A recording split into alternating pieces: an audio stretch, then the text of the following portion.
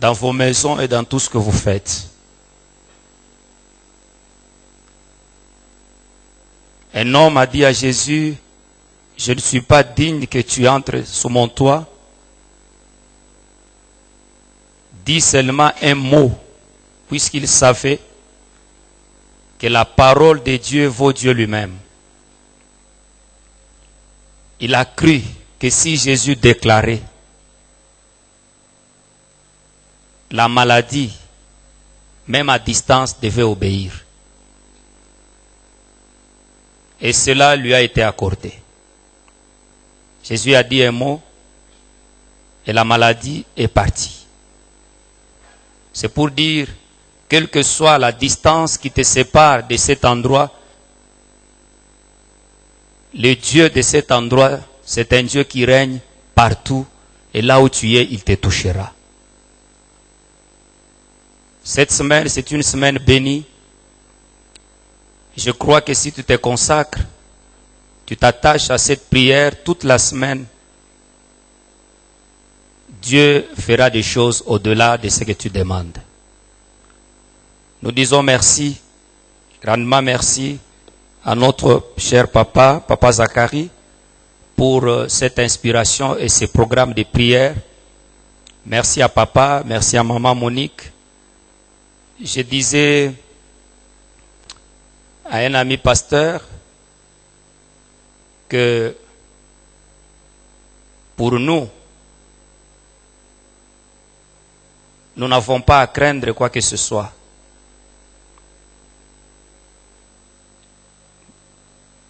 Beaucoup de gens ont peur sans être malades. Mais alors moi je lui disais que la parole qui est sortie de la bouche de Papa Zacharie disant que même si les intellectuels ne travaillent pas un vaccin, mais pour nous, enfants de Dieu, nous avons déjà un vaccin qui est Jésus, qui est cette parole qui est sortie de son serviteur, notre Père. Pour ceux qui croient en cette parole, Dieu va les épargner. Pour ceux qui croient en cette parole, même s'ils sont touchés par des circonstances, des maladies, ils seront délivrés.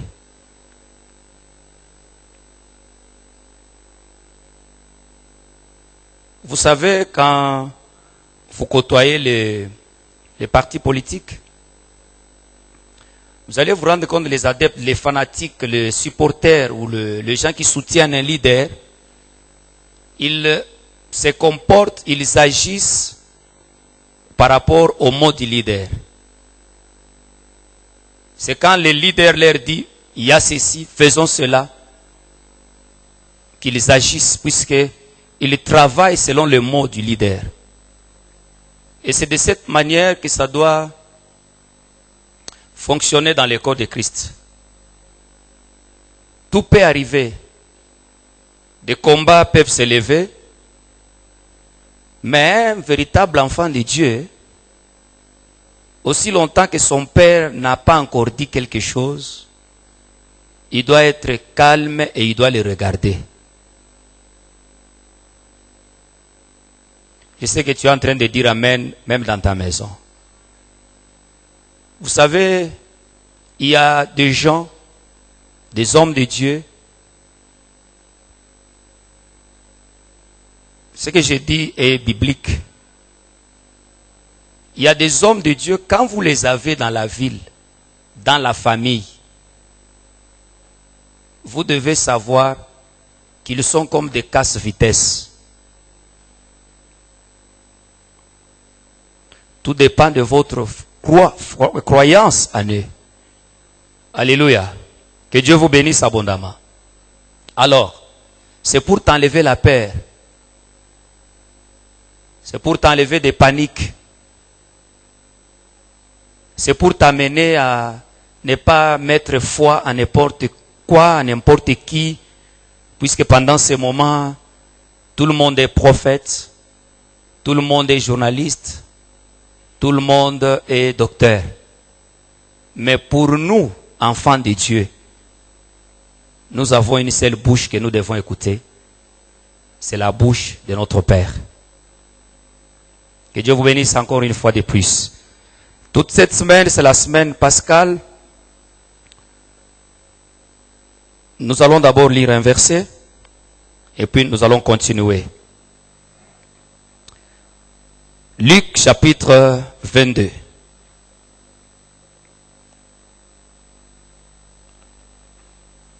Je lis à partir du verset 16.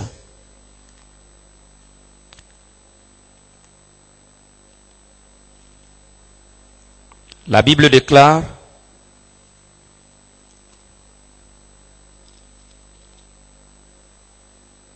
ici c'est Jésus qui est en train de manger avec les apôtres. Il a pris le pain, il a prié, et après la prière, les paroles qu'il a prononcées sont des paroles spirituelles et vraiment importantes. Verset 16, je commence à partir du verset 14, je m'excuse.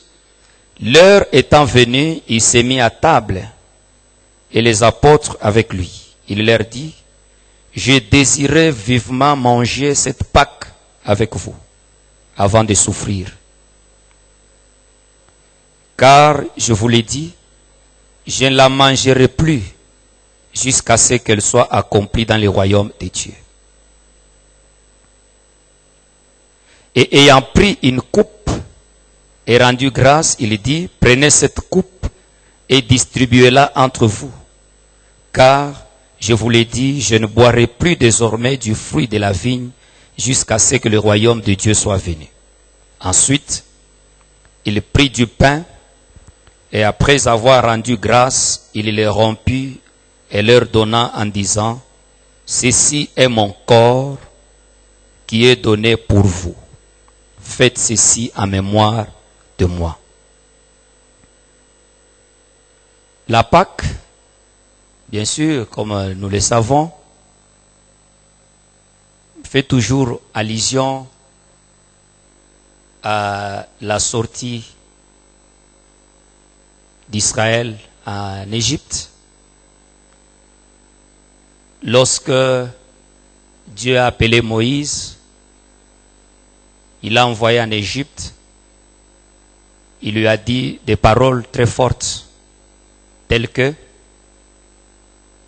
si les premiers signes, Pharaon ne vous libère pas, mais par le dernier signe, il va vous libérer. Une autre parole puissante que Dieu a donnée à Moïse, il lui a dit: ma main puissante forcera Pharaon à vous libérer. Lorsque j'entre en Égypte, je vois quand Moïse est arrivé, il a accompli des miracles, les œuvres de la puissance telles que son bâton s'est transformé en serpent, son serpent a avalé les serpents de Moïse. Les magiciens de Pharaon n'ont pas su récupérer leur bâton magique, puisque le serpent de Moïse avait avalé leur serpent et Dieu a fait que ces serpents redeviennent les bâtons. Mais malgré ça, Israël n'est pas sorti. Pharaon avait le cœur endurci. Mais lorsque Dieu vient donner des instructions relatives à la Pâque, quand je lis la Bible, c'est lorsqu'Israël, par instruction de Dieu, a mangé l'agneau dans chaque famille,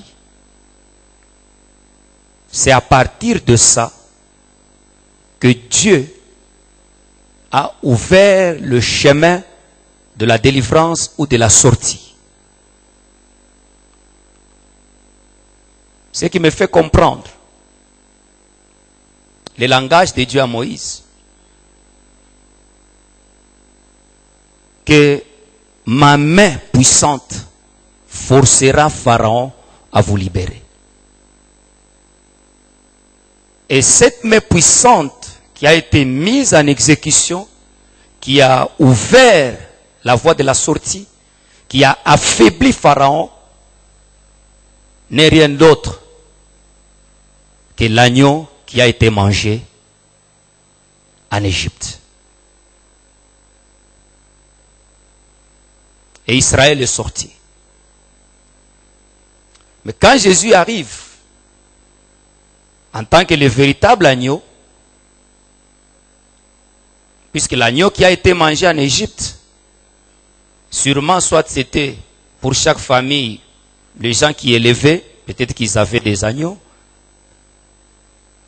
dans leur élevage, peut-être que les autres avaient acheté. L'agneau qui a été mangé en Égypte était tué par les gens eux-mêmes. Et même le sang qui a été versé et appliqué sur les linteaux, ce sont les gens eux-mêmes qui ont égorgé, qui ont mangé et qui ont mis ce sang. Mais quand Jésus arrive comme l'agneau de Dieu, cette fois-là, dans la cérémonie ici de la Pâque qu'il est en train d'organiser avec les apôtres, il a pris le pain, il a prié, il donne aux apôtres en leur disant, prenez ceci, c'est mon corps. Il ajoute, qui est livré pour vous. Or, nous connaissons ce que ça signifie. Jésus est venu pour mourir. Et participer ou initier une telle cérémonie, c'est confirmer sa mort. Initier une telle cérémonie, c'est décider sa mort. Prenez ceci est mon corps, livré pour vous. Il a pris la boisson, il a béni, et puis il dit, prenez ceci est mon sang. En Jean chapitre 6, pendant qu'il prêchait à une foule de gens et une foule des apôtres, il leur a dit, si quelqu'un ne mange ma chair et ne boit mon sang, il ne peut pas être sauvé. Mais autour de la cérémonie ici, il donne le pain, mais dans la bouche il dit, prenez ceci est mon corps. C'est pratiquement le même message qu'il a donné en Jean chapitre 6, puisqu'en Jean 6, il a dit, vous devez manger ma chair. Ici, c'est un agneau qui se livre lui-même. Pas qui est égorgé par les gens, ou qui est distribué par les gens, mais c'est un agneau qui se livre lui-même, qui donne sa propre chair et son propre sang, afin qu'il soit mangé et que son sang soit bu.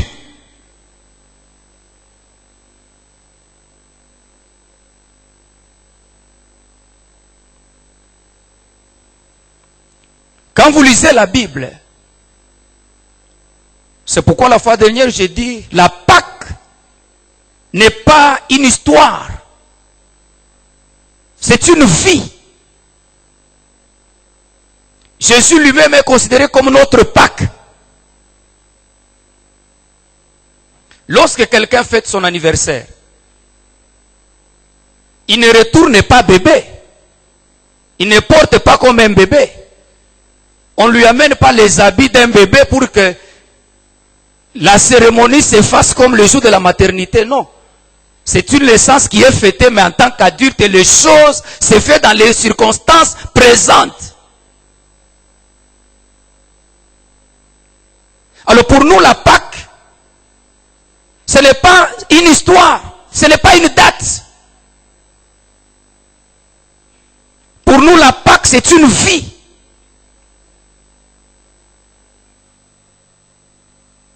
C'est la vie de Dieu. En nous, c'est ça la Pâque. C'est le salut de Dieu en nous, c'est ça la Pâque. Et quand nous voyons le salut, nous voyons la source de ce salut. Ce n'est pas un salut que nous avons acheté. Lisez la Bible, je ne vois pas quelqu'un proposer à Dieu d'envoyer Jésus. C'est l'initiative de Dieu lui-même. Je ne vois pas quelqu'un qui a fait une prière, Seigneur, est-ce que tu peux nous envoyer ton fils? Non, c'est l'initiative de Dieu lui-même.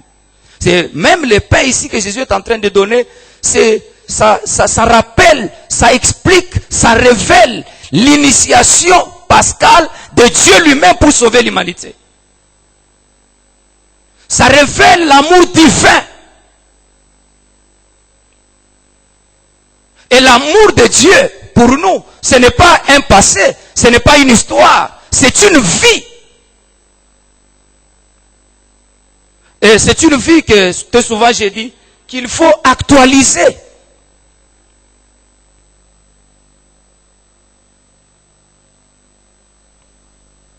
C'est pour cela que la Pâque, si quelqu'un se permet de la fêter, il doit véritablement être enfant de Dieu.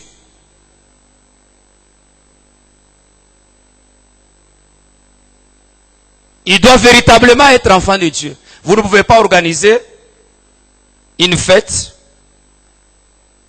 à l'honneur de quelqu'un et lui-même n'est pas là. Quand nous organisons des fêtes d'anniversaire, mais nous-mêmes, nous sommes là. Donc quelqu'un ne peut pas prétendre organiser une fête de Jésus pendant que Jésus lui-même n'est pas présent dans sa vie. C'est pourquoi avant d'acheter un poulet, avant d'acheter un nouveau habit, il faut se rassurer d'abord si Christ est présent.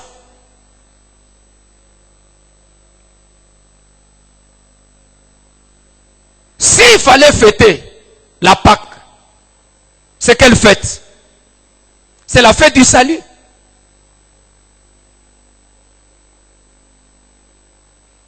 Et c'est une fête qui doit être célébrée.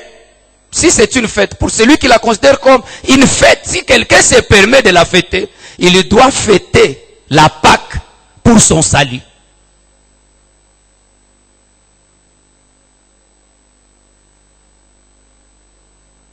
Et c'est pour cela qu'il faut considérer la Pâque de manière tout à fait individuelle.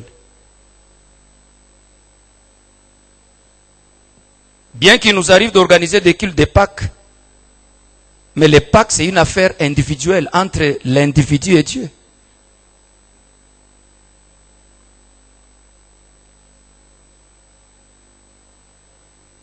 Et cette individualité doit avoir des bases. La base, c'est quoi? C'est Jésus, qui doit être honoré par le fait que le salut qu'il nous a donné a mérité sa propre vie.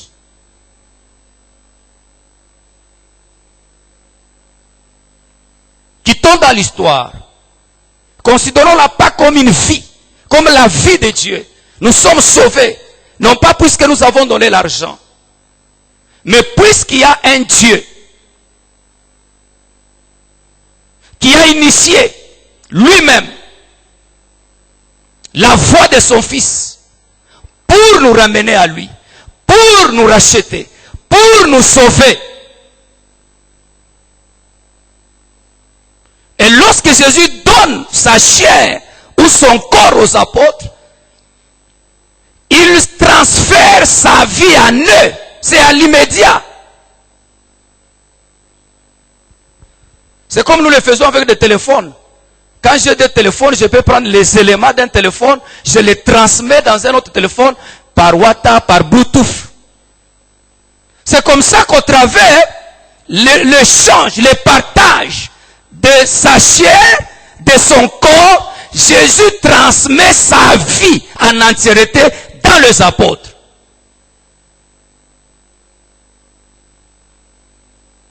Et la Bible dit, Vous êtes le corps de Christ. Lorsque je médite sur la cérémonie du partage, mais je me dis, quand quelqu'un mange le corps de Christ, quand quelqu'un boit le sang de Christ, quand quelqu'un mange le corps de Christ, il prend la vie de Christ, entre en lui. Il devient qui?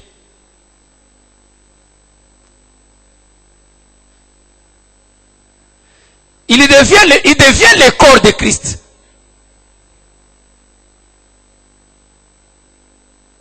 Il devient le corps.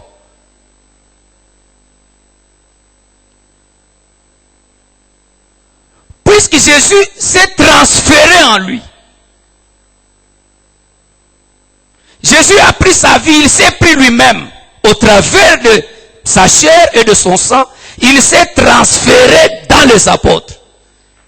Et à l'instant, quelle vie ils ont maintenant? C'est la vie de Dieu. C'est la vie de Jésus qu'ils ont et dans la plénitude.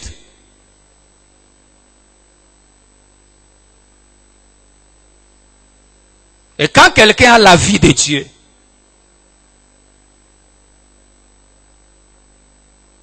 il est semblable à qui? Il est semblable à Dieu. Il est semblable à Jésus. Puisque la vie qui est Jésus, c'est ça la vie qui est en lui dans la totalité. Pas une portion de la vie. Et il a même dit que chaque fois, vous devez faire cette cérémonie en mémoire de moi. Et la cérémonie qui doit être faite, je donne beaucoup de valeur à la Sainte Seine, mais Jésus, qui est la parole de Dieu, chaque fois que nous l'écoutons, chaque fois que nous mangeons cette parole, nous la méditons cette parole, chaque fois que nous mangeons la parole de Dieu, nous réactivons la vie de Dieu en nous.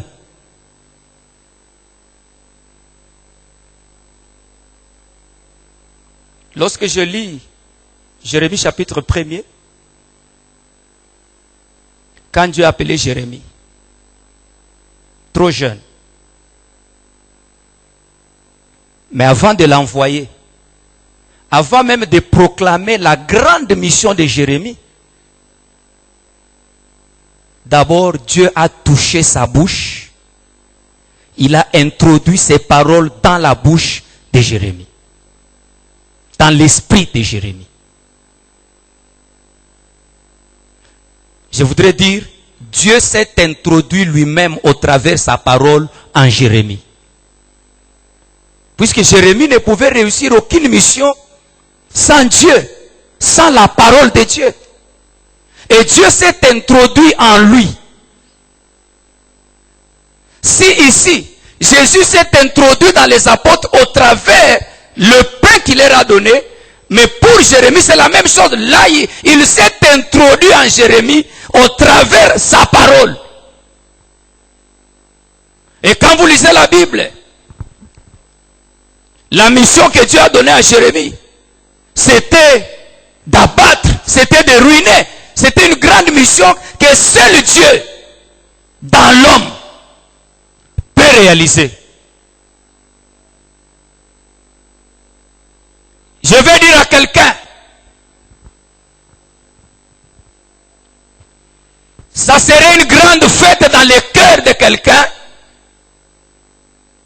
s'il y a pleinement la volonté de Dieu, puisque c'est pour ça que Jésus est mort.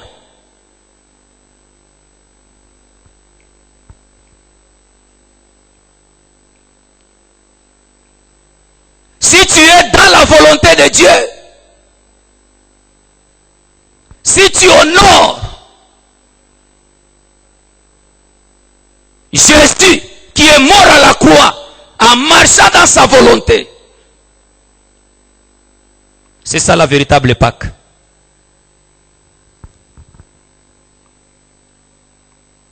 Vous voyez, même dans nos pays ici, il y a des moments où on fête la fête des martyrs, la fête de l'indépendance, on vous cite Lumumba, c'est là. Amen. Ces gens ne sont plus là. Mais au moins, on leur reconnaît quelque chose. Mais pour nous, la bonne manière d'honorer Dieu, d'honorer la Pâque, c'est de faire la volonté de Dieu. Je disais la fois passée, le prix que quelqu'un peut payer pour les saluts vient du fait qu'il a compris les prix d'abord de son salut. Si quelqu'un comprend les prix de son salut, il n'aura pas affaire au prix à payer dans la marche avec Dieu. Mais si la mort de Christ, sa souffrance, ne te dit rien, si quelqu'un ne comprend pas les prix de son salut, il aura beaucoup de problèmes dans sa marche avec Dieu. Il aura beaucoup de problèmes dans sa manière de se sacrifier. Il aura beaucoup de problèmes dans sa manière de servir Dieu. Tout est fonction de la compréhension, de la conscience que nous avons du prix de notre salut. Dieu est en train de dire à l'église d'Éphèse, nous sommes en Apocalypse chapitre 2, quand vous lisez à partir du premier verset jusqu'au 4e, il dit, d'abord il les a appréciés, comment ils étaient persévérants, il a dit beaucoup de choses. Mais au verset 4, il dit, mais ce que j'ai contre toi, c'est que tu as abandonné ton premier amour. Je voudrais interpréter le premier amour ici, non pas comme les ailes que quelqu'un a au début de son appel ou dans ce qu'il fait pour Dieu. Je voudrais l'interpréter par rapport aux paroles de Jean lorsqu'il dit, nous l'aimons puisqu'il nous a aimé le premier. Puisque le premier amour, ce n'est pas l'amour que nous avons donné à Dieu. Mais le premier amour, c'est l'amour que Dieu nous a donné. Alors lorsqu'on peut faire tout ce qui est de bien, mais qui n'a pas de fondement sur la reconnaissance du prix du salut, ça n'a pas de la valeur. Avoir de la persévérance, c'est une bonne chose. Évoluer, bâtir. Il dit, je connais tes œuvres, ton travail, ta persévérance. Je sais que tu ne peux pas supporter les méchants. Que tu as éprouvé ceux qui se disent apôtres et qui ne le sont pas. Vous voyez, ce sont des qualités. Recherchées d'ailleurs. Et que tu les as trouvées menteurs. Que tu as de la persévérance. Que tu as souffert à cause de mon nom. Et que tu ne t'es point lassé. Mais ce que j'ai contre toi, c'est que tu as abandonné ton premier amour. Tout le bien que nous pouvons faire, tout le zèle que nous pouvons faire, mais si ça n'a pas comme base les prix que Jésus a payés pour notre travail, pour notre salut, pour ce que nous faisons pour lui, ça n'a pas de la valeur. Donc, Dieu apprécie le travail par rapport au soubassement. Si le soubassement c'est l'amour, c'est la reconnaissance du prix que Jésus a payé pour son œuvre, pour le salut, pour tout ce que nous faisons. S'il y a ce soubassement-là, voilà.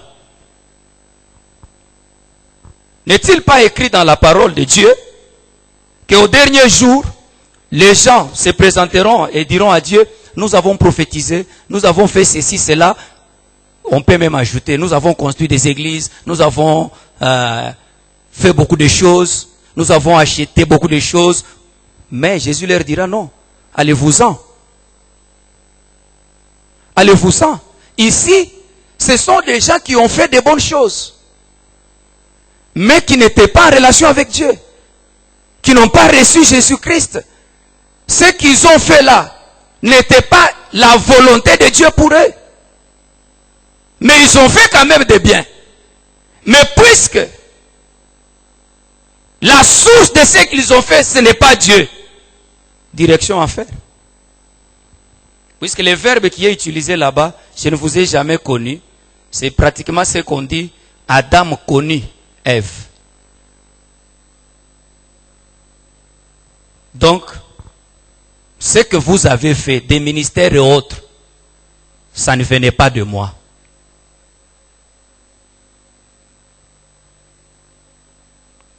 Frères et sœurs, nous fêtons la Pâque selon les langages. Mais je suis venu vous rappeler ce soir que si nous devons la fêter, c'est que nous devons la fêter chaque jour, chaque minute, chaque semaine, chaque mois. Et la meilleure façon de la fêter, c'est d'honorer celui qui est mort à la croix en faisant sa volonté.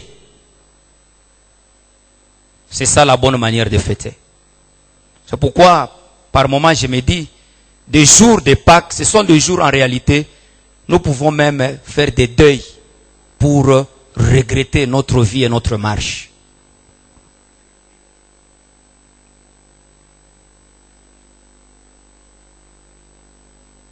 Nous pouvons tout faire, mais si Jésus n'est pas présent, c'est rien et absolument rien. Alléluia. Laissez-moi vous donner un exemple de la Bible. Jean chapitre 4. Jésus, en tant que Dieu, voulait transmettre sa vie dans une femme qu'on appelle la femme samaritaine. Cette femme, Jésus qui est un véritable stratège, qui est le maître de temps et de circonstances, il a organisé les circonstances pour rencontrer. Puisque en matière de rencontre, c'est lui l'organisateur. De la même manière qu'il a initié la Pâque, tous les effets du salut, toutes les œuvres où Dieu veut faire quelque chose, il est l'initiateur de voies, ses moyens pour accomplir ce qu'il veut accomplir. Alors il a organisé une rencontre. Il a permis que les apôtres aillent chercher à manger. Et pendant ce moment, il savait qu'une femme pécheresse est en train de venir. L'histoire est en Jean chapitre 4. C'est Jésus qui allait vers la femme en tant que le donateur de la vie. Mais quand la femme arrive, Jésus se présente d'abord comme un demandeur. Il est libre d'agir comme il veut. Il demande de l'eau à la femme lui dit non. Nous sommes les Samaritains, vous êtes les Juifs, on ne s'entend jamais, pourquoi tu me demandes de l'eau? Je ne peux pas te donner. Maintenant Jésus dit, si tu connaissais les dons de Dieu, et qui est celui qui te demande de l'eau, toi, tu lui aurais demandé de l'eau en premier. La femme a cité des choses qui m'étonnent beaucoup. La première des choses, elle cite Jacob. Que ce puits, c'est le puits de notre père Jacob. C'est un grand. Lui-même habite dans cette eau.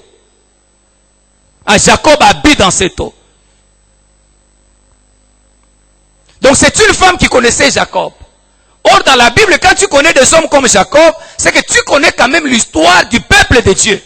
Et quand tu connais l'histoire du peuple de Dieu, c'est que tu dois connaître Dieu. Puisqu'il n'y avait pas d'Israël sans Dieu.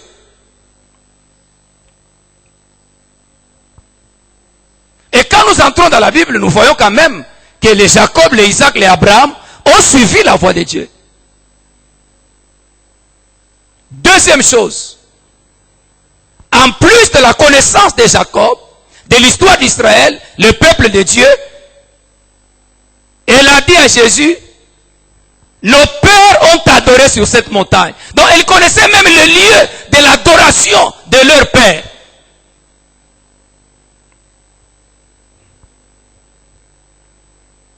Elle connaissait le lieu de l'adoration. Elle connaissait même le mot adoration. Puisque c'est sorti de sa bouche. Troisième chose, elle dit à Jésus, je sais que tu es un prophète, puisque Jésus lui a dit des choses qui touchaient à sa vie, alors qu'il ne se connaissait pas. Elle dit, je vois que tu es un prophète, mais quand le Messie viendra, donc elle savait même qu'il y a un Messie. Elle savait qu'un Messie viendrait. Trois choses importantes dans la vie de cette femme. Elle connaît l'histoire du peuple de Dieu. Elle connaît un ancêtre important. Puisque les 12 tribus d'Israël ont commencé avec Jacob. Elle connaît le lieu d'adoration. Elle connaît les mots d'adoration. Troisième chose, plus grave, elle connaît que le Messie viendra. Donc elle connaissait des prophéties messianiques. Mais là où elle déçoit, c'est par rapport à sa vie, malgré la connaissance qu'elle a. Elle connaît sa cope, elle connaît le lieu d'adoration, elle sait que le Messie viendra, mais elle n'est pas attachée à Dieu, elle ne craint pas Dieu, elle ne sert pas Dieu. Et ça, c'est le caractère de plusieurs personnes qui prétendent fêter la Pâque. Ce sont des gens qui connaissent des lieux de culte. Ce sont des gens, parfois, qui portent même le nom de la Bible. Ce sont des gens qui connaissent l'histoire d'Israël. Ce sont des gens qui connaissent que le Messie est déjà venu. Il est né, il est mort. Ils savent. Mais leur vie n'est pas conforme à leur connaissance. Ils savent, mais leur vie n'est pas conforme. Leur vie n'honore pas leur connaissance. Lorsque la vie de quelqu'un n'honore pas une connaissance parfaite de Dieu, ça devient un jugement, ça devient une porte de jugement, et très sérieuse d'abord. N'est-il pas écrit que le jugement va commencer dans la maison de Dieu? Pourquoi dans la maison de Dieu? Puisque là, il y a des gens qui connaissent Dieu, il y a des gens qui écoutent Dieu, il y a des gens, quand tu lui parles à Abraham, il peut même te donner toute l'histoire d'Adam, et d'Abraham, d'Isaac et de Jacob. Mais ces gens, malgré la connaissance, ils ne marchent pas dans la volonté de Dieu. Raison pour laquelle Jésus dit, le jugement va commencer dans ma maison. Pourquoi? Puisque là, les gens sont censés les connaître et ils les connaissent. Mais comme ils les connaissent sans marcher dans la volonté de Dieu, le jugement commence par eux.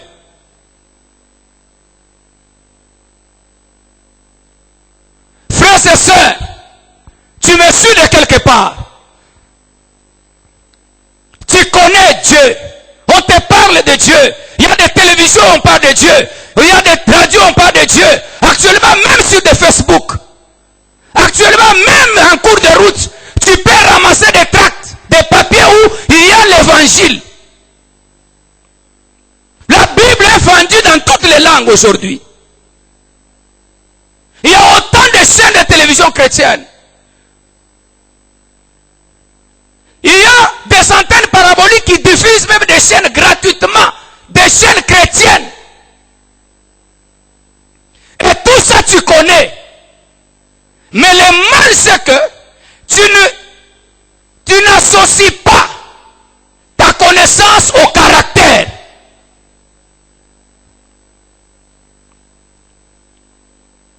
Et ça c'est très dangereux. Quand le Messie viendra, il nous dira beaucoup de choses. Ouais, j'aime Jésus. Alors il dit, je suis le Messie. Je suis le Christ. C'est lui que tu attends. C'est lui dont tu connaissais les prophéties. C'est moi qui te parle. Par cette parole seulement de se présenter. Par cette parole de dire que c'est moi le Christ. Par cette parole, Christ est entré dans cette femme. Christ a communiqué la vie dans cette femme. Puisque quand vous lisez la Bible, lorsque Jésus se présente, lorsque Jésus dit c'est moi, la discussion s'est arrêtée. Il n'y a pas eu de conversation. La femme a été touchée. La parole est entrée en elle. La parole a touché son esprit. La vie de Dieu est entrée en elle. Et sur le champ, elle a changé. Sur le champ, quelque chose s'est passé dans son cœur. Quelque chose s'est passé dans son esprit. Vous savez, lorsqu'elle laisse la cruche, elle laisse la cruche. Pourquoi? Puisqu'elle a entendu le mot Christ, le nom Christ, elle a entendu ce nom, elle a reçu la vie et elle-même est devenue une cruche dans laquelle Dieu a mis l'eau véritable, pas l'eau qui était dans le puits, puisque Jésus lui a dit, celui qui boira de cette eau en aura encore soif, mais celui qui boira de l'eau que et moi je lui donnerai. Il sera une source d'eau vive. Cette parole s'est accomplie dans cette femme. Elle est devenue une cruche. Elle laisse la cruche qu'elle avait. Elle court vite dans la ville. Vous savez, Église, ce n'est pas facile à une prostituée, à quelqu'un qui a une légèreté de vie, de prêcher. Ce n'est pas facile. Puisque sa vie, c'est une barrière à ce qu'il pourra dire. Mais je me demande comment, quand cette femme rentre dans la ville, elle parle aux gens. Les gens la croient. Sûrement, puisque quand elle ne rentre pas avec l'attitude, la première attitude qu'elle avait quand elle allait puiser de l'eau. Quand elle rentre, c'est avec la vie de Dieu, c'est avec une attitude de quelqu'un qui a rencontré Dieu. Certainement, quelque chose a changé dans son esprit, a changé dans son cœur. Quand les gens voient ces changements, cette attitude, ils croient à ce qu'il disait. C'est comme ça que toute la ville s'élève pour aller à la rencontre de Jésus. Je voudrais ici communiquer 3 choses. La première des choses, Jésus a posé la question à cette femme avant de se présenter. Il a dit, où est ton mari? La femme a dit, je n'ai pas de mari. Jésus lui dit, mais tu as dit vrai en cela. Mais tu en avais. Et même celui que tu as n'est pas ton mari. Un mari, je ne voudrais pas le prendre ici seulement dans le cadre de quelqu'un avec qui on fait une alliance, ou de quelqu'un avec qui on marche ensemble, ou on a décidé de vivre ensemble, mais je voudrais prendre un mari dans le cadre de l'appui. C'est un appui. Le fait qu'elle ait échangé plusieurs maris, certainement elle avait besoin d'un appui, elle avait besoin de vivre aussi.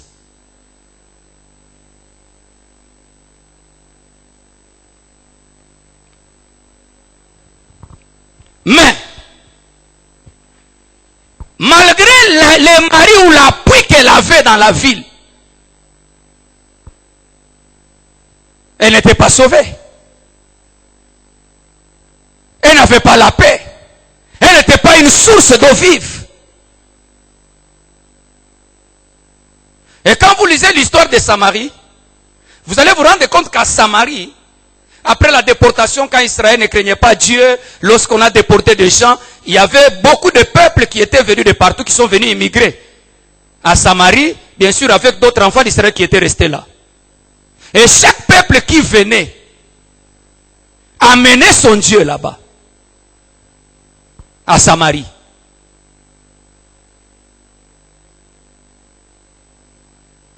Et lorsque je considère les maris dans la première signification comme un appui sur des idoles, sur les divinités, sur les dieux étrangers.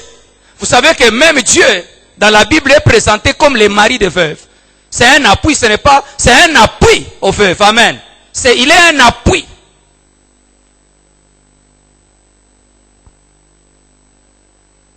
Si cette femme s'appuyait sur les divinités à Samarie, mais aucune divinité, aucune idole, aucune sorcellerie ne pouvait donner la paix ou la vie à cette femme. Lorsque Dieu a appelé Gédéon, et qu'avant d'aller combattre les Madianites, Dieu lui a d'abord demandé de détruire l'autel des Baals de son père. Et lorsqu'il détruit l'autel des Baals de son père, le matin, lorsqu'on se rend compte que l'autel était renversé, il y a des gens qui sont venus, on s'est informé, on s'est rendu compte que c'était Gédéon. Lorsqu'on vient maintenant chez le père de Gédéon pour dire, nous avons besoin de ton fils Gédéon. C'est lui qui a détruit l'autel. C'est lui qui a touché à notre divinité. C'est lui qui a touché à notre lieu de culte. Il a touché notre Dieu. Nous avons besoin de... Est-ce que tu peux nous les livrer? J'aime la réponse du père de Gédéon. Il a dit ceci. Vous n'avez pas à défendre Baal. Si Baal est Dieu, si Baal peut se défendre, puisque c'est son autel qu'on a détruit, alors laissez le Dieu Baal se défendre lui-même. Mais quand je lis la Bible, je ne vois pas où ce Dieu Baal est intervenu pour protéger son autel ou bien protéger ceux-là qui voulaient la mort de Gédéon. Ici, je vais dire à quelqu'un qui s'appuie sur les divinités, je vais parler à quelqu'un qui s'appuie sur la magie, sur la sorcellerie. Je voudrais te dire, bien-aimé, avant toi, il y a des gens qui se sont appuyés sur la magie. Et ils ont mal fini. Avant toi, il y a des gens qui se sont appuyés sur la sorcellerie. Ça les a détruits, ça les a mangés. Réveillez Pharaon au temps de Joseph. Il te dira, il était entouré de sorciers, il était entouré de magiciens. Mais il y a des situations qui arrivaient où aucun magicien, aucun sorcier ne pouvait résoudre. Il fallait un Dieu supérieur pour résoudre là où les sorciers ont échoué. Réveillez le roi de Babylone à l'époque de Daniel. Il était entouré de sorciers, mais il est arrivé certaines situations dans la vie de ce roi que les sorciers n'ont pas réussi à résoudre. C'est pour dire à quelqu'un qui s'appuie sur la magie, sur la sorcellerie, consulte tes aînés dans la Bible. Il y a des situations qui sont arrivées, ils n'ont pas donné solution. La sorcellerie, l'idolâtrie. Si tu n'as pas Jésus comme Dieu, sache qu'il y a des jours où tu vas te cogner au mur. Puisque le Dieu que tu adores n'est pas le Dieu créateur. La divinité que tu adores n'est pas la divinité qui a créé le monde. Au-dessus de tout cela, je suis venu te présenter celui qui a créé toutes choses, celui qui s'est donné lui-même à la croix, celui qui nous a rachetés de la malédiction, celui qui nous a rachetés de la mort. Il s'appelle Jésus. La Bible déclare, il n'y a pas un autre nom à part le nom de Jésus qui a été donné aux hommes par lesquels les hommes peuvent être sauvés. Lorsque tu as la connaissance qu'il y a des gens qui ont travaillé dans la magie avant toi et qui ont échoué, mais abandonne la magie, abandonne la sorcellerie. Deuxième chose, pour cette femme, imaginons que c'était un mari physique qu'elle avait dans la ville, dans les villages. Puisqu'un mari aussi c'est un appui, un mari physique, mais ce n'était pas son mari. Jésus lui a dit ce n'était pas son mari. Donc, en voulant vivre et se satisfaire, elle s'appuyait quand même dans la relation avec quelqu'un, un mari d'autrui, pour vivre et passer comme ça des jours. Bien-aimé dans le Seigneur. Aucune voie qui n'est pas la bonne voie ou qui n'est pas la voie de Dieu peut apporter le salut ou la paix dans la vie de quelqu'un. D'ailleurs, regardez cette femme quand elle a croisé Jésus. Lorsqu'elle entre dans la ville, la Bible ne me dit pas qu'elle a commencé par son mec. Puisqu'elle est déjà changée. Quand elle rentre là, c'est quelqu'un d'autre. Elle va parler à la ville. Et les gens sont partis. Vous savez, elle n'est pas restée dans la ville. La Bible dit, et elle, et la foule, tout le monde, vers Jésus. Quand les gens ont entendu Jésus parler, ils ont cru. Maintenant, je ne sais pas si c'est l'orgueil ou quoi. Ils se tournent vers la femme. Ils disent, bon, merci quand même. Hein. Nous l'avons vu. Nous l'avons écouté, nous avons cru. Ce n'est pas parce que toi tu nous as dit. Oh. Mais vous avez su comment qu'au puits de Jacob, il y a un Jésus, il y a le Messie, il y a le Sauveur. Alléluia. Nous l'avons vu, nous avons cru. En une journée, cette femme, puisqu'elle a reçu la vie de Dieu, elle a transmis cette vie dans la ville. Elle est devenue une source. Et elle a transmis, elle a donné de cette source, de cette eau à d'autres personnes dans la ville qui ne connaissaient pas Dieu. Voilà une autre deuxième manière d'honorer la Pâque. C'est de transmettre l'eau, c'est de partager la connaissance, c'est de partager la parole de Dieu. Même Israël, lorsqu'il quittait l'Égypte, l'agneau n'était pas mangé seulement par les enfants d'Israël. Il avait une instruction qui disait, si la famille est petite, que l'agneau soit mangé avec les voisins. Jésus est le Dieu de tout le monde. Il n'est pas seulement le Dieu de l'individu. Lorsque la Bible dit, si quelqu'un croit, il sera sauvé, lui et sa famille. Ça veut dire quoi? Lorsque tu crois en Jésus, c'est fini. Dans sa famille, Jésus a déjà un représentant. C'est à toi maintenant d'aller vers ceux qui ne le connaissent pas, leur parler de Jésus. Puisque les gens s'arrêtent seulement quand on lui dit, non, tu seras sauvé toi et ta famille. Maintenant, il commence à faire des déclarations dans la prière. Non. Jésus ne t'a pas dit que ta famille sera sauvée par les déclarations de prière. Comme Jésus a déjà un représentant dans ta famille que tu es, en qui il a investi sa vie, il a investi sa parole, il a investi sa volonté, c'est fini. Il laisse un évangéliste dans ta famille. Il va dans une autre famille. C'est comme ça. Donc tu as le devoir, en dehors de la vie que tu dois mener, tu as le devoir de transmettre la parole de Dieu, de communiquer la parole de Dieu. Par d'abord la vie que tu mènes. Puisque Papa Zacharie nous dit toujours, la vie est une forte prédication que la parole, que les paroles que nous déclarons. Lorsque ta vie est réellement la manifestation de la parole, elle sera une forte prédication. Même quand tu t'élèveras pour parler, les gens croiront en cette parole, puisqu'ils savent déjà que tu es dans la manifestation de cette parole.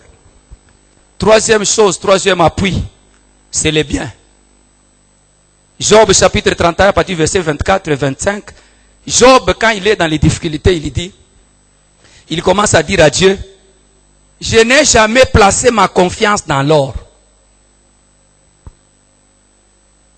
Je n'ai jamais dit à l'or ou à mes biens que tu es mon appui. Job était riche. Il avait des richesses, vous savez, dans la Bible, dans le temps, la richesse était conservée en or. C'est par l'or qu'on reconnaissait la capacité de richesse de quelqu'un.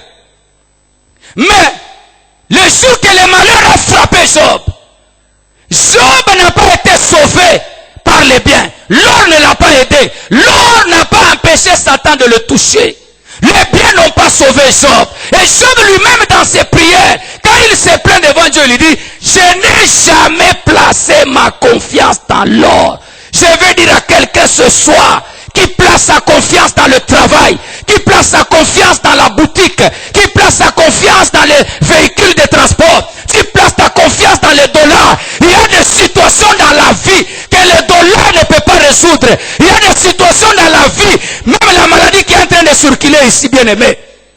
Quand vous voyez des pays comme les États-Unis, là où les gens, quand ils sont malades avec l'argent, ils prennent l'avion, ils prennent l'argent pour aller se faire soigner. Mais là, ils sont dépassés. Plus de 1000 morts. L'argent ne sauve pas. L'or ne sauve pas. Les biens ne sauvent pas. La maison ne sauve pas. Même si tu as des millions de dollars, bien aimé, ça ne te sauvera pas. L'unique nom qui sauve, c'est Jésus. Alors ne place pas ta confiance dans l'or. Ne place pas ta confiance dans les bâtiments. S'il se fait un tremblement de terre ici à Lumbashi, quel bâtiment va résister? S'il se fait l'inondation ici, s'il pleuvait pendant un mois, quelle maison va résister? Tout ça, ça ne peut pas nous sauver. Mais heureusement pour Job, comme il était attaché à Dieu, comme il avait le regard fixé sur Dieu, ce Dieu-là a permis à Job de tout récupérer. Je vais terminer par ce point, le point de la restauration. Puisque Job a gardé l'intégrité, puisque Job a honoré Dieu et resté dans la volonté de Dieu, malgré les moments difficiles, malgré la tentation, malgré tous les problèmes que Job a vécu, mais puisqu'il s'est confié en Dieu, Dieu l'a restauré. Jésus, notre Pâque, est un restaurateur. Lorsqu'on l'honore, il va aussi faire quoi? Il va te restaurer. L'exemple que je donne, c'est l'exemple de la famille de Lazare. Jean chapitre 11. C'est là que quand vous lisez le texte, vous allez trouver ce que je suis en train de dire. C'est juste un exemple et puis je termine par là. Quand vous lisez, bien sûr, Jean, oui, chapitre 11, vous pouvez commencer par là. Amen, amen. Que Dieu vous bénisse. Voyez ce qui est arrivé dans cette famille. Lazare est tombé malade. Il est mort. Jésus vient après la mort et même après l'enterrement. c'est une famille qui est touchée. C'est une famille qui est bouleversée. C'est une famille qui est dans les deuils. Mais ce qui me surprend ici, c'est quoi? C'est que lorsque Marthe apprend que Jésus est en train de venir, vous savez, nous tous, quand nous allons dans des maisons de deuil, c'est là, nous nous approchons de ceux qui sont éprouvés et nous leur transmettons nos condoléances. Mais, Marthe qui est endeuillée, et vous connaissez généralement dans toute maison de deuil, ce sont les mamans qui sont à l'intérieur, elles sont là assises, en train de pleurer, elles reçoivent déjà, ainsi de suite. Amen. Mais, quand Marthe apprend que c'est Jésus qui arrive, elle quitte les lieux du deuil. Elle va à la rencontre de Jésus. Alors qu'elle a perdu un frère important. Alors qu'elle est dans la douleur. Mais puisque Jésus est plus important que la douleur, elle préfère quitter les lieux de la douleur. Elle préfère s'élever au lieu de deuil, aller vers Jésus. Mais elle pouvait dire, bon, de toutes les manières, d'abord, on l'a informé, il n'est pas venu, et puis il est venu en retard. C'est à lui de venir jusqu'ici, nous transmettre les condoléances. Non, mais c'est elle qui s'élève, qui quitte les lieux du deuil, qui va à la rencontre de Jésus. Marie, lorsqu'elle cherche Marthe, elle voit quelques juifs qui étaient là, ils ont accompagné Marthe. Il dit, mais Marthe, on lui dit, Jésus est venu. Marie aussi s'élève. Imaginez-vous, vous êtes dans la maison, vous êtes endeuillé, c'est vous qui recevez les gens. Mais vous quittez les lieux du deuil, où vous recevez les gens, vous allez d'abord à l'entrée du village recevoir quelqu'un. Mais vous laissez qui ici pour recevoir les gens qui viennent vous donner des condoléances? La réponse est celle-ci. La présence de Jésus dans leur vie était de loin supérieure à la douleur qu'ils avaient. Donc la douleur n'était rien par rapport à Jésus qui était en train de venir. C'est pourquoi ils ont banalisé les lieux, ils ont banalisé les deuils, ils se sont levés pour aller rejoindre Jésus. Comme conséquence, Jésus n'est pas parti avec eux dans leur maison de deuil. Puisqu'ils se sont levés au lieu du deuil pour aller vers Jésus, Jésus les a conduits au lieu où reposait Lazare. Il a fait sortir Lazare. Lorsque tu t'élèves, lorsque tu élèves Dieu, lorsque tu élèves la parole de Dieu dans ta vie, lorsque tu élèves Jésus par ta manière de vivre, par ta manière de te comporter, par la sanctification, par la volonté de Dieu, par la foi, lorsque tu minimises même les problèmes qui t'arrivent, lorsque tu élèves Dieu, laisse-moi te dire, amen, amen, si Jésus a de la valeur que la douleur, si Jésus a de la valeur que la maladie qui est dans ton corps, si tu élèves Jésus, si tu t'attaches à Jésus, plus qu'à ton problème, bien aimé, si tu étais accroché à ta situation, ce soir je te dis, ne t'attache pas à cela, attache-toi à Jésus.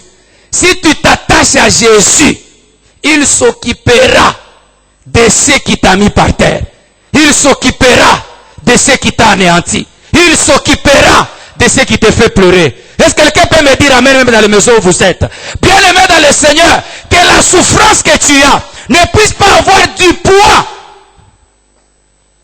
La maladie que tu as, tous les problèmes que tu as, la situation qu'il y a dans ta famille, la situation qu'il y a dans ta maison, la situation qu'il y a dans ton ministère, toutes les réalités que tu es en train de vivre, tu es abattu, bien aimé dans le Seigneur, que cela ne puisse pas peser dans ta vie. L'unique personne qui doit peser, c'est Jésus-Christ de Nazareth.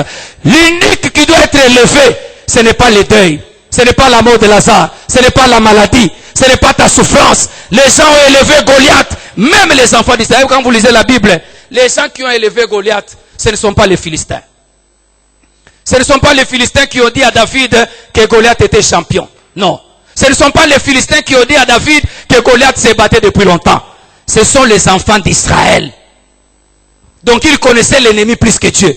Mais quand David arrive là, David lui connaissait Dieu plus que l'ennemi. Si tu connais Dieu plus que ton ennemi, si tu connais Dieu plus que ta situation, bien aimé dans le Seigneur, Dieu va calmer ta situation. Dieu va répondre à ta solution. Je veux que tu pries là où tu es. Ne fût-ce qu'une minute là où tu es dans ta maison, avant que je retourne le micro à mon Père. Commence à dire à Dieu, Seigneur Jésus, merci d'être mort à la croix. Merci de mourir pour moi. Merci de me sauver. Merci de me racheter. Merci de verser ton sang pour moi. Je voudrais que tu me donnes la capacité d'honorer ta mort, d'honorer le prix du salut. Je voudrais être la cruche. Je voudrais être une source de ta parole, une source du salut. Je voudrais t'élever au lieu d'élever mon problème. Commence à prier, commence à élever Jésus, commence à demander la grâce, commence à demander la faveur de Dieu. Prions le Seigneur. Prie. Là où tu es, invoque Dieu. Merci Saint-Esprit.